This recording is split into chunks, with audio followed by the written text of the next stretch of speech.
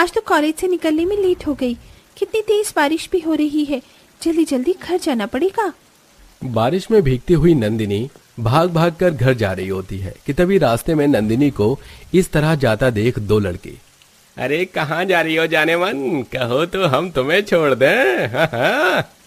कौन हो तुम, जाओ यहाँ से। अरे ऐसे कैसे चले जाएं तुम्हें इस तरह बारिश में भीगते छोड़। आ जाओ, हम तुम्हें छोड़ देते हैं। अकेली लड़की को देख वो दोनों लड़के नंदिनी को छेड़ने लगते हैं। नंदिनी उन लड़कों से बचकर काफी तेज भागने लगती है और भागते भागते अपने घर आ जाती है। क्या हुआ नंदिनी, ऐसी भाग भाग कर क्यों आ रही हो? सब ठीक तो है ना? अपनी भाभी प्रेरणा के पूछने पर नंदिनी की आंखों में आंसू आ जाते हैं और वो उसे सारी बात बताती है। हे भगवान, क्या पहले हमारी जिंदगी में कम दुख दर्द है जो अब तू मेरी बेटी के साथ ऐसा कर रहा है? अगर कल को उसे कुछ हो गया तो हमारी क्या इज्जत रह जाएगी? नंदिनी, तू कल से कॉलेज नहीं जाएगी। माँ जी, इसमें नंदिनी की क्या गलती है? हमारी नंदिनी क्यों उन लोगों की वजह से अपनी पढ़ाई का नुकसान करे? तो तू क्या चाहती है, आज जो हुआ उसे भूलकर इसे दोबारा कल कॉलेज भेज दूं? अगर कल को इसके साथ कोई अनहोनी हो गई तो कौन करेगा इससे शादी? वैसे भी हमारी गरीबी की वजह से कहीं पर भी इसका रिश्ता तय नहीं हो पा रहा है। ऊपर से अगर इसके दामन में कोई दाग लग गया तो मेरी बेटी तो जीते जी मर जाएगी। अपनी माँ की ऐसी बातें सुन नंदिनी काफी ज्यादा रोती है। नंदिनी के परिवार में उसके पिता आनंद और भाई रमेश फैक्ट्री में मजदूरी का काम करके अपने घर का खर्चा चलाते थे। नंदिनी की उम्र शादी लायक हो चुकी थी, लेकिन गरीबी के चलते अपने घर की इकलौती बेटी की वो लोग शादी भी नहीं कर पा रहे थे।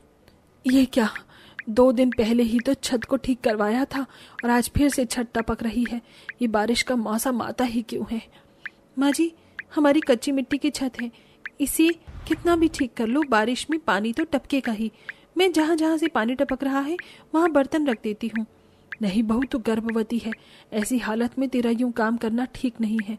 तू जाकर आराम कर, मैं और नंदिनी ये सब कर लेंगे।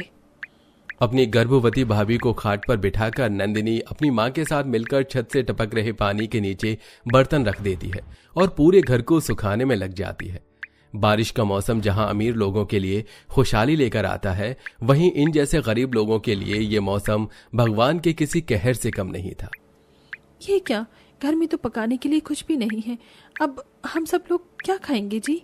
क्या करूं प्रेरणा, कितनी भी कोशिश करूं किसी अच्छी जगह नौकरी नहीं मिल रही है और वो हमारा कंजूस सेठ हर छोटी छोटी बातों पर पैसे काट लेता है। अरे तुम भी गर्भवती हो, घर चलाना है, ऊपर से कल को जब नंदिनी की शादी होगी तो सब कैसे होगा? माँ, पिताजी, भैया, भाभी, मैं सोच रही थी कि क्यों ना मैं भी कहीं नौकरी कर लूं। हमारे घर के पास जो शांति विला है ना, वहाँ पर एक नौकरानी की जरूरत है, मैं वही काम कर लूंगी।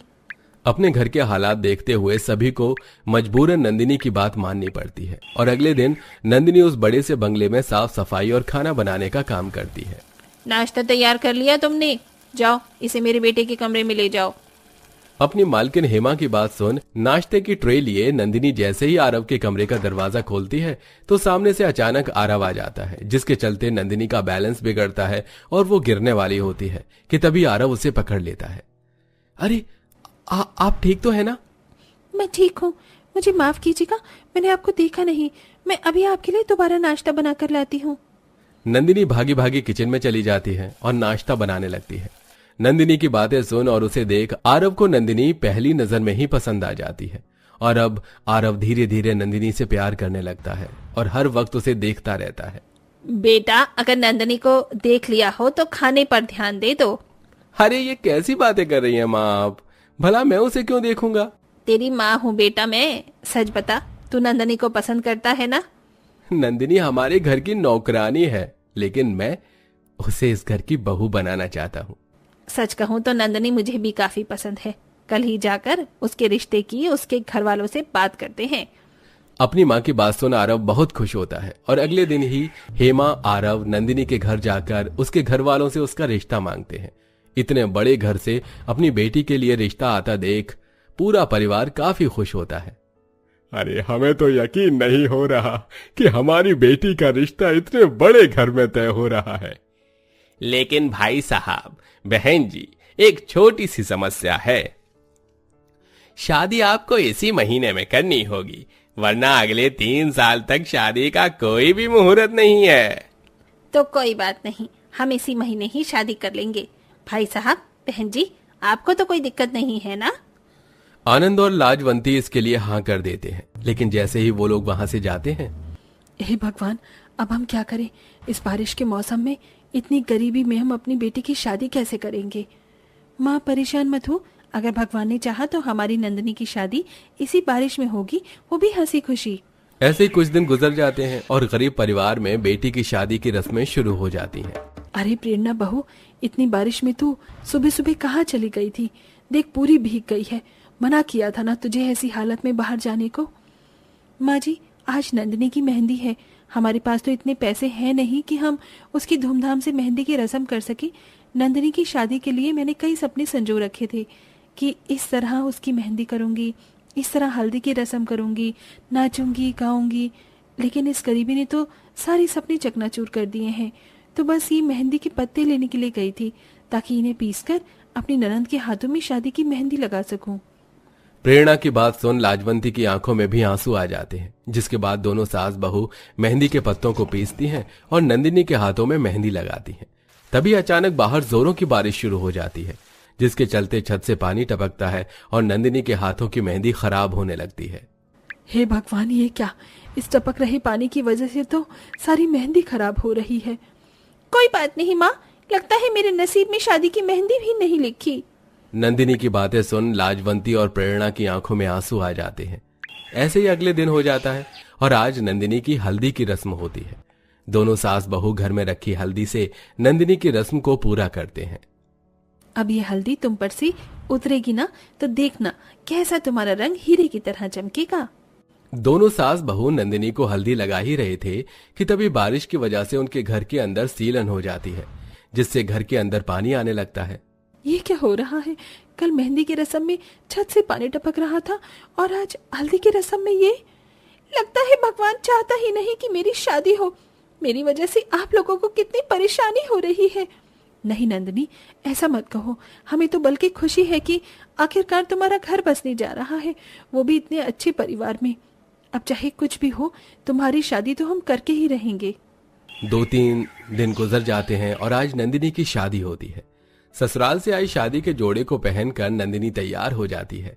जहां शादी वाले घर में फूल और लाइटों से डेकोरेशन की जाती है, वहीं शादी का ये घर काफी सूना था। बारातियों के लिए दोनों सास बहू घर में ही खाना बनाकर तैयार कर देती हैं, जिसे देख बाराती बोलते हैं, हेमा तो कहती थी कि मैं अपने बेटे के लिए कोई राजकुमारी लेकर आऊंगी, लेकिन ये तो अपने घर की नौकरानी को ही अपनी बहू बना रही है। किन फटीचरों के घर में इसने रिश्ता जोड़ा है?